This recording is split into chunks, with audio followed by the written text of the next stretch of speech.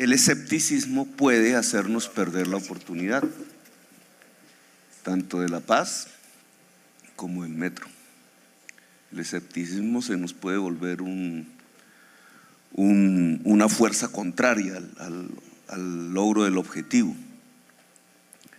Y siempre nos va a tocar compararnos con los antioqueños, cómo ellos sí lo lograron. Y obviamente lo primero que hicieron fue no caer en el escepticismo. Y yo me pongo a pensar, yo no estaba, era quizás niño, joven en ese momento, pero las personas de Antioquia o de Medellín debieron primero unificar su población alrededor de ese objetivo y segundo presionar hasta que lograron el sirirí que llaman las mujeres, sirirí, hasta que lograron paso a paso ir construyendo un proyecto que con sus más y sus menos ahí está funcionando. Ahora se puede criticar fácil, pero en el inicio no es, cuando se está antes de, no es tan fácil. Aquí creo que tenemos una experiencia porque se nos convocó a definir cómo eran las estaciones del Transmilenio. Yo creo que no, puedo equivocarme, pero no parece existir en la memoria de la ciudad un evento tal donde nos hubieran convocado a decir, bueno, la estación es así o puede ser diferente. Lo cierto es que padecemos las estaciones del Transmilenio, son jaulas. Se nos convocó, esa fue la primera decisión, digamos, reciente de un cambio en el transporte en Bogotá, la aparición del Transmilenio, el bus rojo. Pero no fue convocada la ciudadanía a definir cómo quisieran ese sistema de transporte. Yo creo que ahí hay un error de partida que hoy estamos padeciendo. El segundo tema fue el SITP, que está en plena implementación, pero se contrata en el 2010. Se convocó a la ciudadanía en el 2010 o previamente a mirar cómo sería el sistema integrado de transporte público. Está en plena implementación, pero la ciudadanía ve como algo que le llega y hay un problema, ¿cierto? Muchas veces no le gusta lo que llega y le quita legitimidad. Ahora, aquí se ha hecho un ejercicio diferente. Aún con el escepticismo se ha convocado a la ciudadanía y han llegado miles, casi 9.000, 8.500 personas, a pensar cómo sería el metro. Pues no tanto en las definiciones de más alta tecnología, pero sí en las fundamentales. Y lo que uno ve en resumen, oyendo la exposición, las conclusiones, es que la ciudadanía lo que quiere es que el metro sea un embellecedor de la ciudad, tema que en los ingenieros ese chip hay que meterlo, la estética, un embellecedor de la ciudad y un humanizador al mismo tiempo. Yo creo que son dos conceptos sinónimos, embellecer es humanizar. Y en general, tanto para el lado norte como para el lado central como para el lado sur, veo que ese es el criterio. Y yo creo que hay que darle a eso una fuerza de legitimidad, digamos, que es esto. Eso que ha decidido la ciudadanía debe permanecer en las discusiones que están por venir ya del proyecto mismo, de su hechura, para que no se pierda la voz ciudadana. Me parece esencial, digamos, que la ciudadanía se lo apropie. En cierta forma, hay dos fuerzas, son legítimas ambas, hay que entenderlas, pero hay dos fuerzas en este momento en la ciudad de Bogotá. Una que quisiera devolvernos o mantener las formas de transporte que existen, como si nos diera miedo el cambio, ¿cierto? Entonces el bus viejito, la forma de organizarse ese transporte, ahí hay obviamente intereses, gente que vive de eso durante décadas, incluso generaciones. Pero ¿cómo decirle a la ciudad es que esto es lo que hay que mantener? Sin embargo, hay fuerzas que piensan así y actúan así, y hay otras que quisieran ir hacia adelante, entonces al metro. Y esa es la tensión hoy de la ciudad de Bogotá, moviéndose entre esas dos fuerzas. Incluso creo que hoy moviliza más las que quisieran mantener la inercia, mantener lo que hay. Y aún no se movilizan las fuerzas por el metro como lo queremos, no como nos lo quisieran imponer. Y yo creo que parte de esta reunión debería ir hacia cómo movilizar la ciudadanía toda, de tal manera que la nación sintiera que hay una Bogotá que se mueve por el metro y que puede ir más adelante, el metro que queremos. Les voy a confesar, entre las discusiones que hemos tenido, alguien propuso que en el sur, en el occidente, el metro fuese elevado y en el norte subterráneo. Nosotros dijimos, sí, claro, abarata, ¿cierto? Abarata el costo inicial del metro, lo abarata, como otros que proponen que todo sea elevado. Pues sí, abarata, pero el efecto de desvalorización y de daño que en la propuesta de un pedazo subterráneo y un pedazo elevado, pues además es de una segregación social profunda. Nosotros dijimos no de entrada. O sea, la misma calidad de metro que va hacia Usaquén debe ser la misma calidad de metro que va hacia Patio Bonito.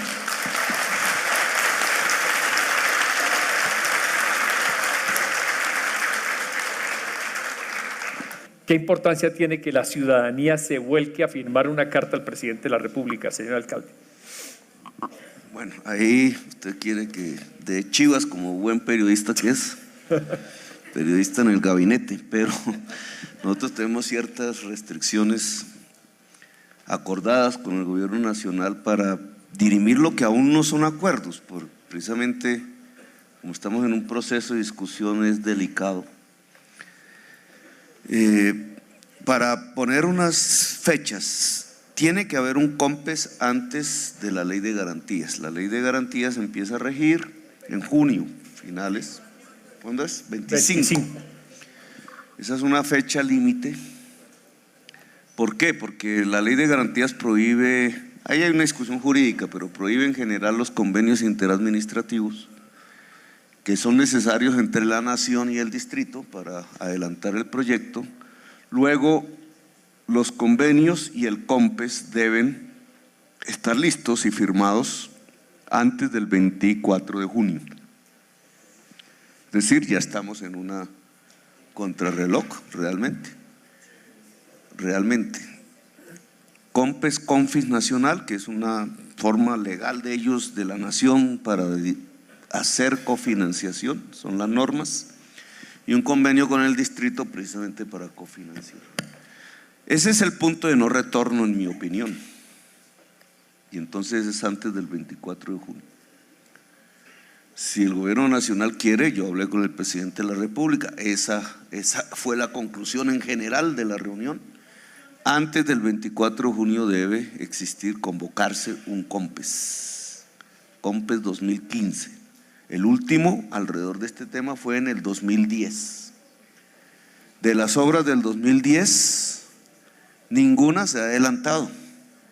Quizás la más cercana es la que está a puertas de ser adjudicada, que es el cable, y solo con recursos distritales, no está cofinanciada, solo nosotros.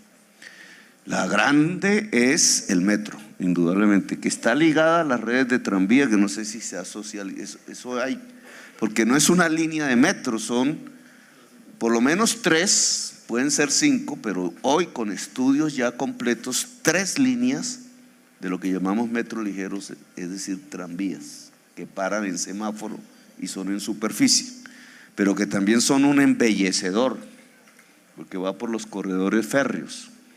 Y aquí hay otras comunidades que se benefician y una articulación con el metro que hay que generar. Bueno, pero no me extiendo en este tema. Esas son las fechas. Si se cumple el COMPES, allí se dirime si se hace un contrato de todo, tiene un riesgo, que es el riesgo del Canal de Panamá, de ahora. El contratista del Canal de Panamá, como sabe que el país de Panamá depende de su canal, entonces él tiene las llaves del poder, como quien dice, y frena y exige más plata y frena, y se volvió un lío de orden internacional. Ese es el peligro de un contratista, que para Bogotá también, no es que dependamos tanto como del canal, pero es importantísimo el metro. Y hay una segunda opción, que es dividir en varios contratos, no más de 3, tampoco es bueno dispersarlo, con componentes diferentes. Uno es la obra civil, es decir, los huecos, el túnel y las estaciones. Otro es los trenes, los rieles, el componente eléctrico, telecomunicaciones del metro, que básicamente es fibra óptica. Y otro el recaudo, un poco más simple. Entonces, eso se puede diferenciar en contratistas diferentes. Los estructuradores jurídicos dicen primero, antes que la obra civil, debe escogerse el material rodante, cosa que yo no sabía, pero esas son las cosas que uno aprende en esto. Porque el material rodante, es decir, los vagones, determinan en cierta forma criterios del túnel, como por ejemplo en las rodaduras cuando da la vuelta, que es uno de los grandes problemas del metro de Medellín. Si se da muy cerrada y la tecnología del vagón no es para eso, se produce un costo enorme de cambio de rodaduras que termina afectando a los usuarios, porque eso va a tarifas. Ese es el principal problema de Medellín. Ellos lo resolvieron de otra manera, pero aquí podemos antes no caer en ese problema. Entonces dicen eso, podemos entrar a una adjudicación, a un proceso de adjudicación. En esto es clave que la ciudadanía sepa que esta administración prácticamente no va a decidir quiénes hacen el metro. Y eso nos libera un poquito de suspicacias porque todo esto tiene sus líos. Porque nos permite con más libertad pelear por el metro sin que nadie nos diga, es que ustedes tienen un interés en el metro, en el contratista, no en el metro. En el metro obviamente, pero no porque va a ser, muchos de los contratistas de esta obra van a ser señalados el año entrante, en otro gobierno. Entonces nosotros lo que queremos y apostamos es al punto de no retorno. Es decir, arrancó y nos fuimos. El COMPES es un elemento y quizás, depende del gobierno nacional, puede ser una fase de inicio de adjudicación que tiene que ver con compra de material rodante, parte la electricidad y la telecomunicaciones por una parte, que determinan después la obra civil de túneles y estaciones, y por otra parte el comienzo de la compra de predios, cuyos dineros también tenemos y está bajo responsabilidad del IDU. Los polígonos de compra de predios que tienen que ver con las estaciones fundamentalmente ya deben incluir, si queremos volver realidad la participación ciudadana, los elementos, si es que implican una ampliación de predios, ya el IDU no lo dirá, porque allí la compra de predios es la parte de superficie del metro. Adentro quizás la participación ciudadana tiene que ver con el diseño de estaciones adentro, ¿cierto? Y de ver que no nos vayan a meter gato por liebre en los vagones, que sucede. Es decir, que los vagones sean última tecnología, nuevos y sirvan para dentro de 40 años, que es lo que dura un vagón de estos o más. Pero en la superficie, como ustedes bien plantearon aquí, hay un embellecimiento, hay un urbanismo que se va a generar, que también, y que es verde, que es de movilidad sostenible, que no nos pase como en Caracas, que abajo va el tren y arriba el trancón de los carros, sino que ojalá el metro nos ayude a resolver arriba un embellecimiento urbano en todo el recorrido, como ustedes lo han propuesto. Pero entonces eso implica también compra de predios, y la compra de predios se inicia ya. Son los dos elementos de punto de no retorno. Los recursos para ambas cosas, para un primer componente y para la compra de predios los tiene el distrito. Pero nosotros no podemos dar la arrancada sin el COMPES, porque es la garantía de la nación que lo que sigue se dé. Es decir, no nos vayamos a quedar con unos vagones comprados sin el túnel, porque ahí sí yo creo que el procurador me cuelga, sino que hay que tener la garantía de la obra subsiguiente, que es el corazón del proyecto. Pero es probable que si se hace el bus rojo en la Boyacá, que llega la 1 de mayo y coge ahí entonces la estación del metro, los tiempos den para que sea más rápido, en vez de venir hacia el centro como hoy, es coger hacia la Boyacá y bajarse en la 1 de mayo y coger el metro hacia el centro. Eso cambia las formas de vida, las costumbres, las rutinas. La gente lo va a probar y tiene que ver no solamente con poblaciones que están al lado de la línea de metro, que es hoy lo que más hemos sensibilizado, sino en general con la ciudad. Las rutinas van a cambiar. Pongo el ejemplo de Ciudad Bolívar. Si hay un cable como el que se está adjudicando en este momento, que va hacia el portal Tunal, seguramente las personas que se suban en el cable van a pensar cómo llegar más rápido al metro. Así va a ser en Patio Bonito, que está aledaño al metro. Es decir, Patio Bonito, a propósito de la discusión desatada, es una gran beneficiaria del metro, porque está cerca del metro. Y entonces allí vendrán varias discusiones al interior de la comunidad de Patio Bonito. ¿Cómo se llega? Es al metro, desde algún barrio de la UPZ. ¿Cómo se llega rápidamente a la estación más cercana de metro? Esa será la pregunta. Para poblaciones más alejadas, entonces, ¿cómo se llega también más rápidamente a la línea del metro? Vamos a poner el caso de Bosa, ¿cierto? O de Soacha. Hoy Soacha desemboca todo en la Autosur y sabemos cómo está el Autosur, al Transmilenio del Autosur. Pero es altamente probable que le sea más rápido a mucha población de Soacha, sobre todo del lado occidental, irse por abajo y llegar a la primera estación del metro abajo, en donde va a estar, y venirse por metro hasta el centro de la ciudad. Son cambios que ya veremos, pero que nos cambian incluso las rutas de transporte de bus y los criterios mismos de prioridad de las vías. O sea, las vías que se van a volver más importantes durante el mediano plazo serán aquellas que nos lleven más rápidamente al metro. Aquí viene otra inquietud que planteó un ciudadano y que me parece clave.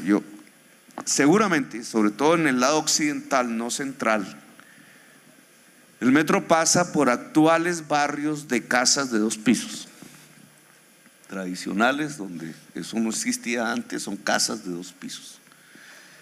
¿Y qué impacto va a tener el metro allí?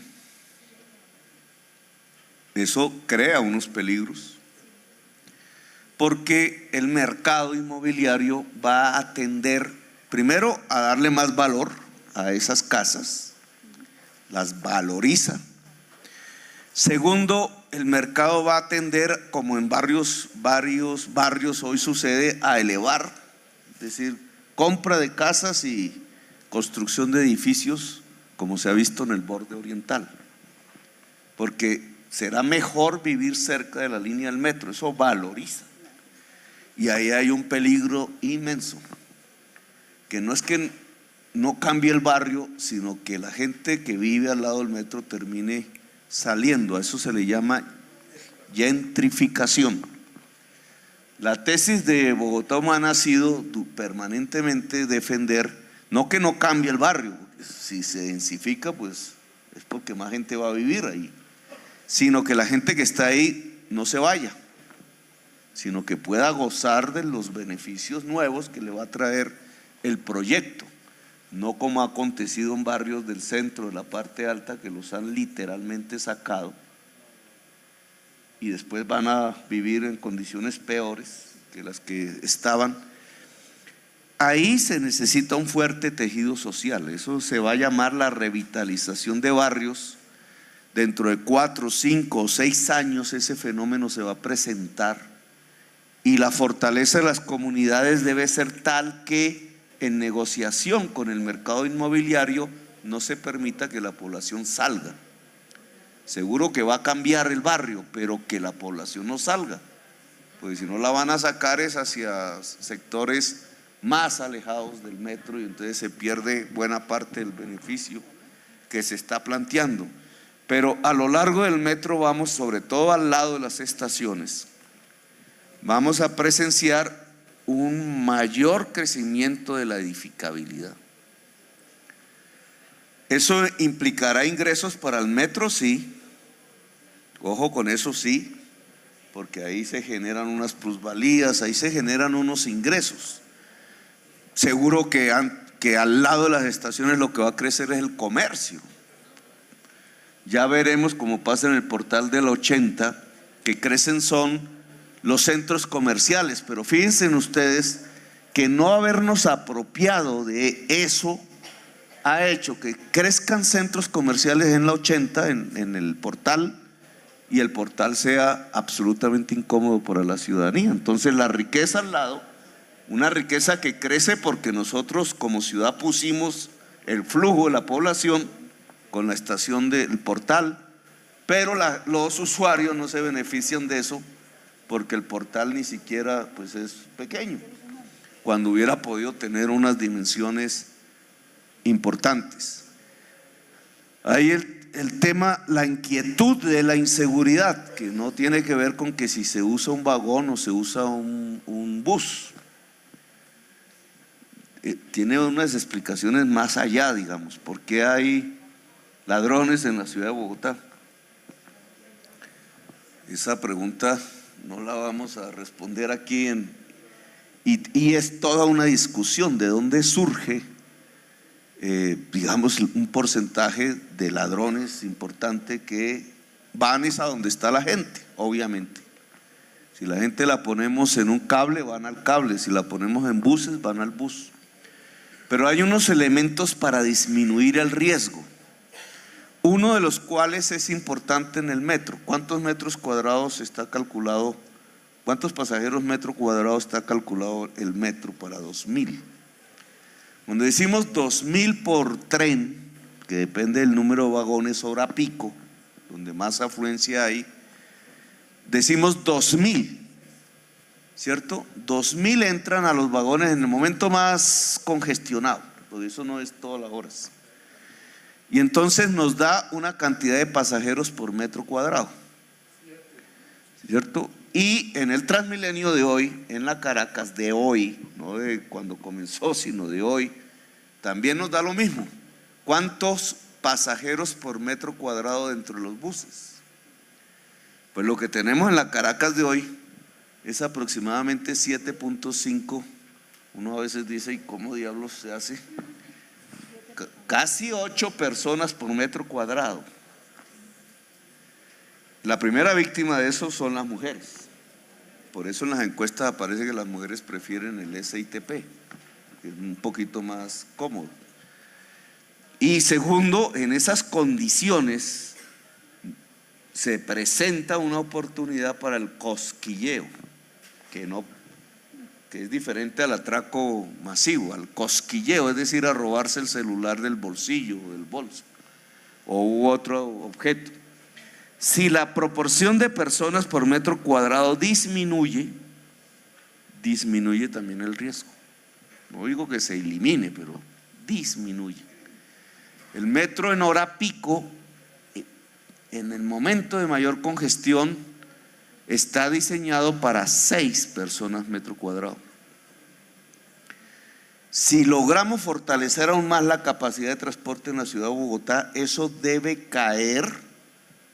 Y es el estándar internacional, ese es, digamos, a 4 personas por metro cuadrado. Estamos lejos de eso todavía, eso no se logra de la noche a la mañana.